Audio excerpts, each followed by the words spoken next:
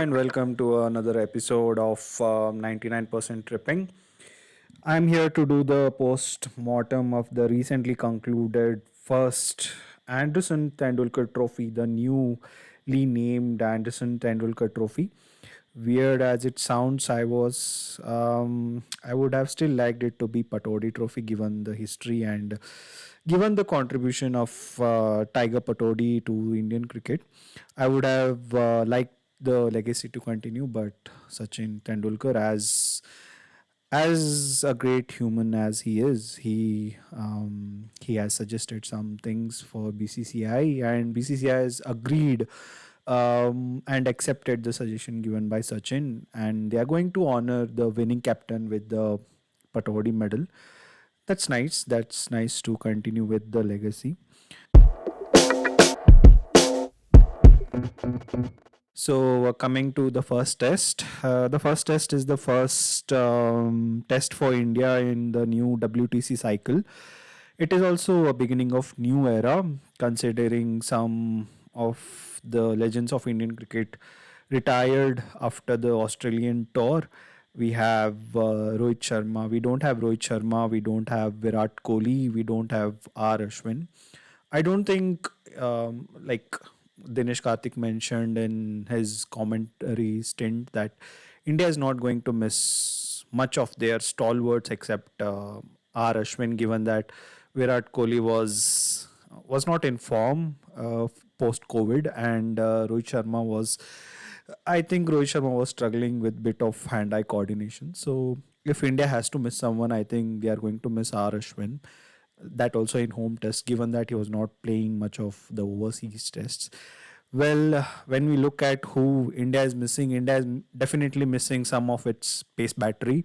There is no a post 2014 when Virat Kohli and Ravi Shastri were at the helm, and they made it clear that to win a test match, they had to take 20 wickets. And along with Bharat Arun, the bowling coach, they developed a nice and decent pace battery, which included Ishan Sharma, Umesh Yadav, Bhuvi, Jasprit Bumrah, Mohammad Shami, and mostly India like they performed well with the pace battery. With that pace battery, they won in South Africa, they won in Australia, they won in 2014 that famous tests at Lord, given that Dhoni was still there. And again, in the last day, it was Ishan Sharma who turned the game with his 7 wickets. Then yeah, we had that post-COVID, pre-COVID, sorry, pre-COVID test series where India performed really well, and it was again the bowlers who won the match for India at Lords. Currently, it's all on Bumrah. We saw what happened in Australian tour where Bumrah was made to bowl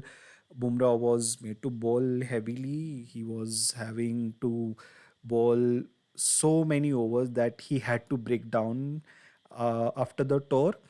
And now we are in such a situation that Bumrah will not be playing all the 5 tests in a series. I assume that Bumrah is going to play only 3 tests. Coming to the post-mortem of the test, um, again, it was England chased down 371 runs, and they in this test, England achieved 10th highest successful chase in Test history, winning by 5 wickets and completing their highest chase as at Headingley. Headingley Leeds has always produced some of the greatest tests for England. Not to remember the Stokes heroics, where they won by just 1 wicket against Australia in 2019. This chase wasn't just massive in numbers, it flipped the script on conventional test strategy, because 370 runs in the final innings, wherever it may be, even if on a flat deck, is not easy to chase down. England chased it down before. I think when on the fourth day, when Rishabh Pant and KL Rahul were batting, I was watching the game, and I told it to my friends that irrespective of whatever India is going to set up any number, like even if it is 400 plus, I knew that England is going to chase it down. Why?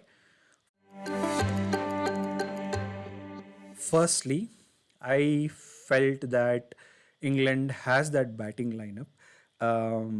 People were hopeful after Brook got out against Shardul Thakur. But even if after Brook got out, and even if still England needed 200 runs, I would have bet on England because England has such a batting depth.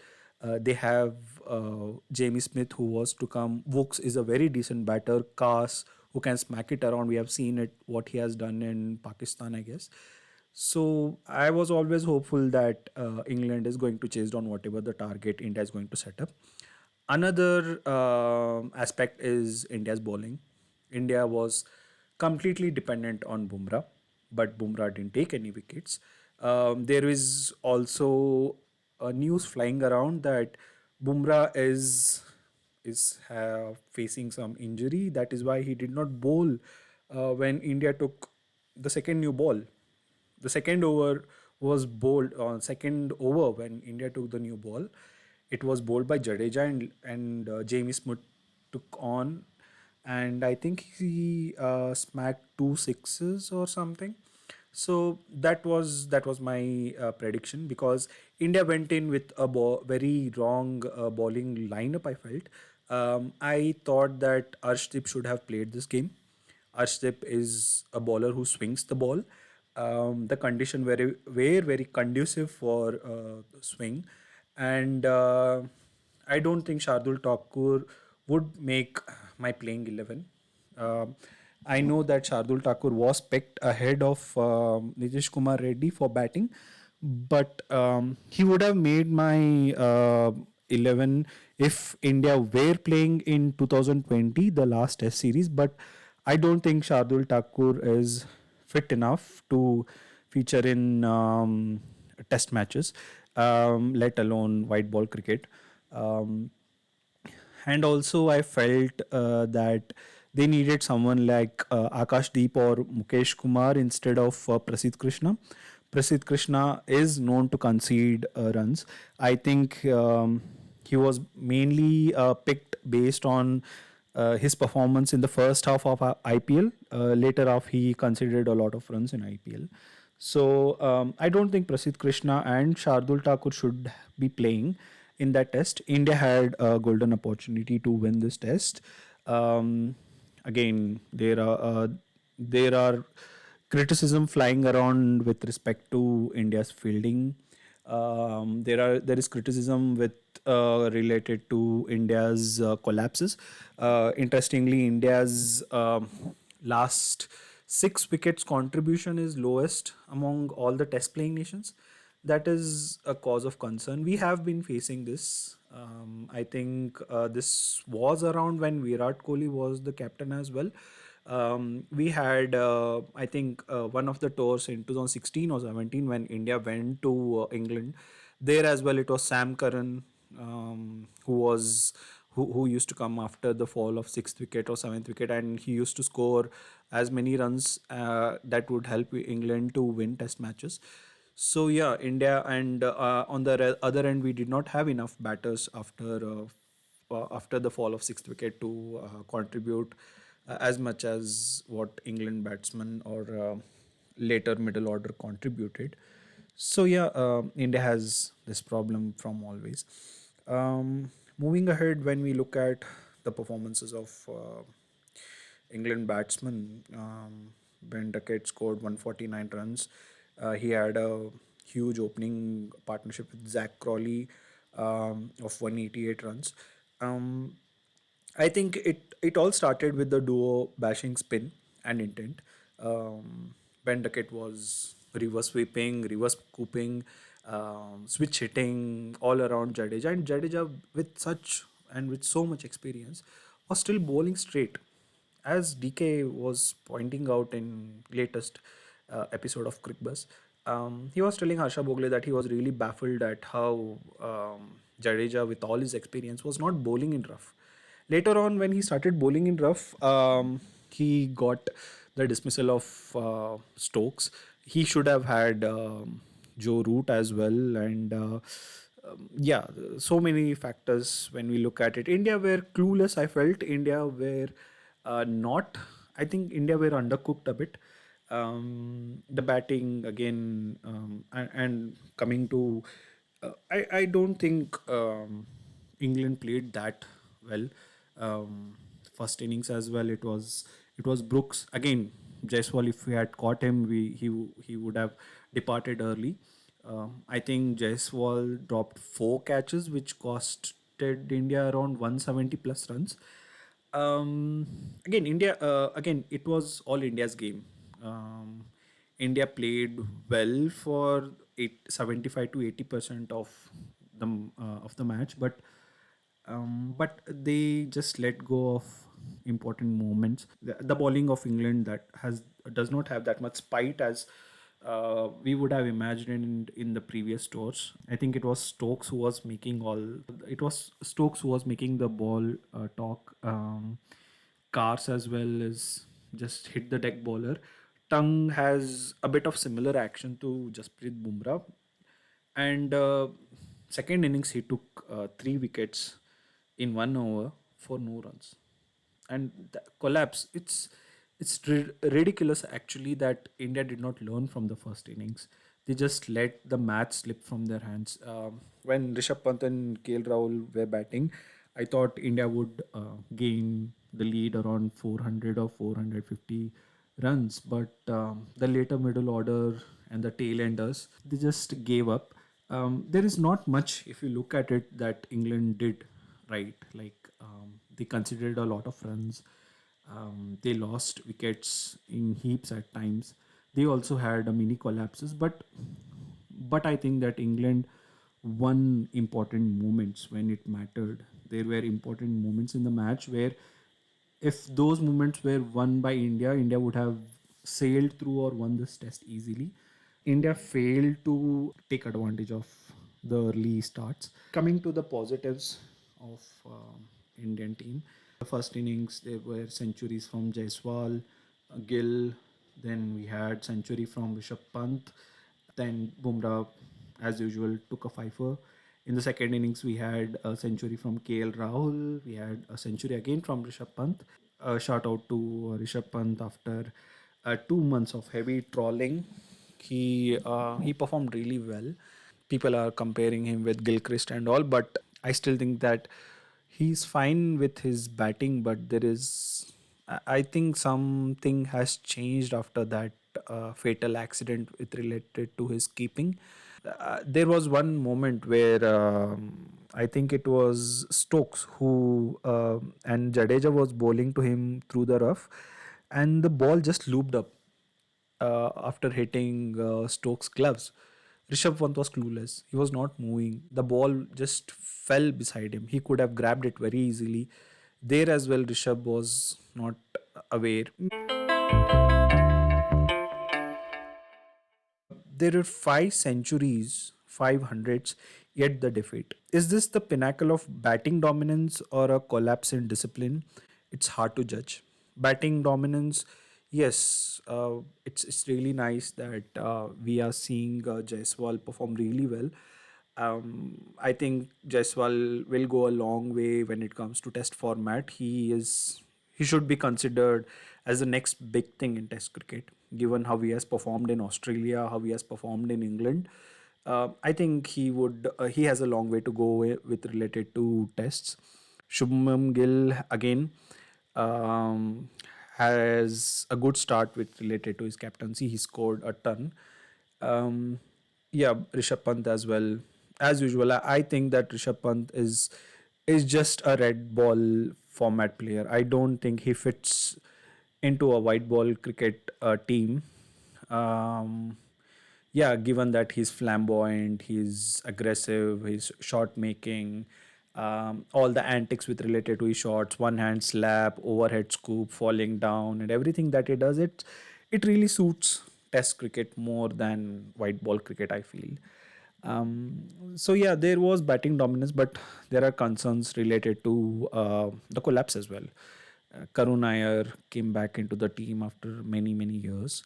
and I think he last played in 2016. And yeah, there are concerns with related to that. We had Sai Sudarshan, who did not contribute in the first innings, and second innings again he was caught on the leg side. There was this analysis related to the leg side flick that has been the reason for his downfall with related to Sai Sudarshan, and the comparison with related to how Rishabh Pant plays the flick.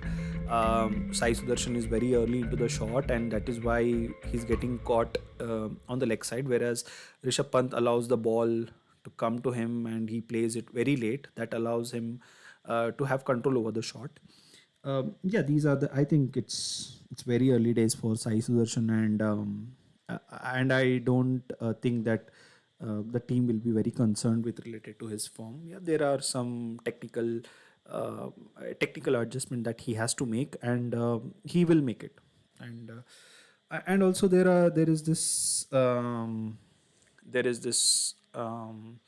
thing about if Sai Sudarshan should play on Sai Sudarshan should play at number 3, or is it Shubham Gill who has to play at number 3?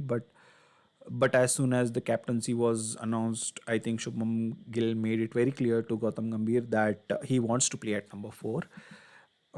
Sai Sudarshan at number 3, I don't. I am not the best judge of it, but if there is any place that Sai Sudarshan has to play, he cannot open because I think Jaiswal and KL Rahul will be opening in tests for a long time, and Sai Sudarshan will have to play at one down, that is at number 3 position. I think we should give him time. Um, Coming to moving on and like looking at how Shubham Gill fared in his first test as a captain. There is unfair comparison going on that Shubham Gill was not as aggressive as Virat Kohli or not as active as Rohit Sharma and all those things. Shubham Gill has his own style of captaincy, and we should not push him to be next Virat Kohli or Rohit Sharma. Shubham Gill will be the test captain for this WTC cycle at least. So I think it's just early days for him, and he'll learn a lot. If we have to analyze Shubham Gill's captaincy, the first innings I think he should have bowled Shardul Thakur more. um, Field placements, he has done well. I don't fault him much. There were drop catches, misfieldings, and a lot was going on. He was chirpy behind the wicket. He was active with ball change, speaking to the umpires about the umpire decisions regarding to DRS calls and all. I think there was one DRS call. I don't remember exactly. I think it was related to Joe Root or something. The ball was sliding down the leg, and he was quick to go to the umpire and talk about it and all. So yeah, Shubham Gill was fine. Um, did Basball really spook out Shubham Gill? I think Shubham Gill was prepared for the baseball, but this time baseball was very refined. Baseball was not as amateur as it was in its early days. Baseball was very different this time. England players were very cautious. They were ready to play out Bumrah. They were ready to play out nippy conditions when the ball was swinging in the first few overs or early in the day. When the conditions were not conducive for shot making, they were very cautious. They were cautious when there was a hint of movement, and yeah, the baseball was very refined, and that I think was not how Shubham Gill thought day 5 would be. I think he imagined England to come hard at him, but initially on day 5, England was very measured in their attack. So this is very different than what Shubham Gill had thought. How did England adapt baseball to England condition?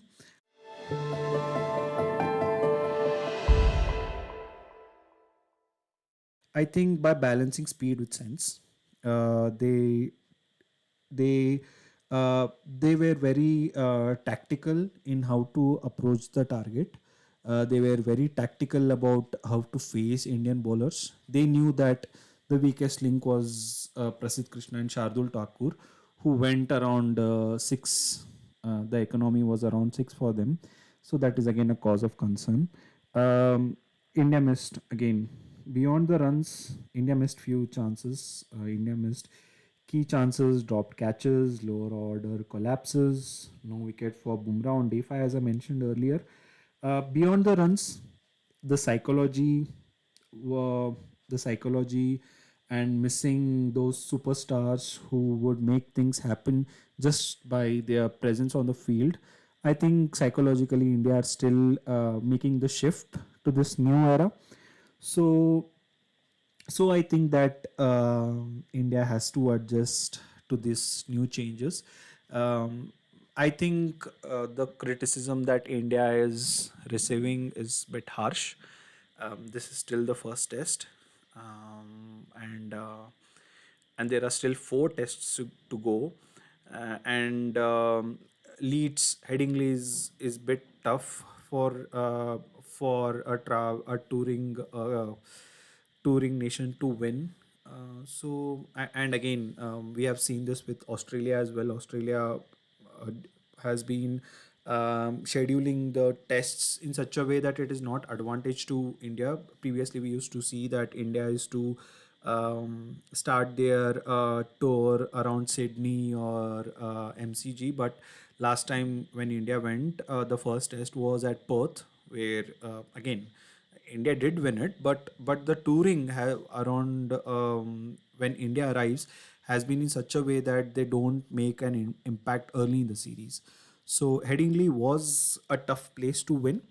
I expect India to perform really well in the next four tests. I'm looking forward for I think the third test, which is at Lords. England will provide with a green wicket. I think there will be that 9 grass wicket. So yeah, I think India will perform well. Looking forward, I think there is a gap of 8 days or something for the next test. So, what are the changes I would like to see? Um, Batting wise, I don't think India is going to make changes batting wise. I think Karun Nair will be given another chance. So I don't see India making any changes in their top six. Bowling wise, Bumrah I think will be rested so that he plays the Lord Test. So if Bumrah is unavailable, I think Akashdeep or Arshdeep will play that tests. I don't think Prasidh Krishna should be playing or Shardul Thakur. Nitish Kumar Reddy should be playing the next test. Again, Nitish Kumar Reddy was not picked for this test because they thought that they need a backup bowler who would give them decent overs. But right now, I think NKR will provide some good overs. He took wickets when India went to Australia. So I think that Nitish Kumar Reddy should be playing in place of Shardul Thakur. He would give that lower order stability. He is a decent batter. If India has to make changes in the top six, I think Dhruv Jurel deserves a chance. If if India has to drop Prasidh Krishna, I think Arshdeep, Akashdeep will be playing in place of Prasidh Krishna and Jasprit Bumrah. They have the option of Harshit Rana as well.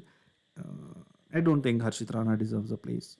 This is not a place where you hit the deck and expect ball to do much. Harshit Rana has hit the deck bowler, and again he has considered runs when India went to Australia.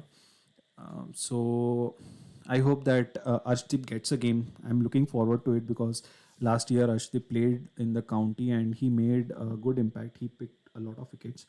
So hopefully Arshdeep plays. Yeah, that's all. I think Shubham Gill and Gautam Gambhir deserve some space, some respect.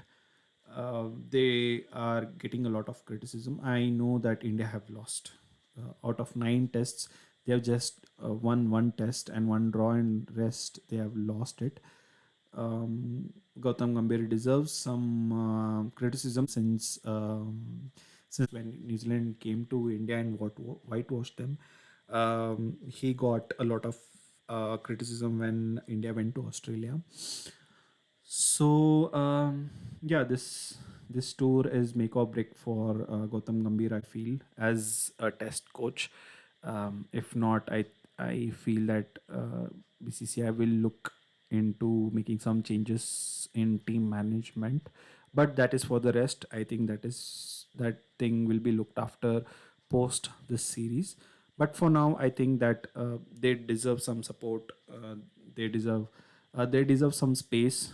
They both are trying to inherit a new team, young team, and given how inexperienced this team is, I felt that if India had grabbed those opportunities, and if India had not dropped those catches, I think um, India would have won this tests.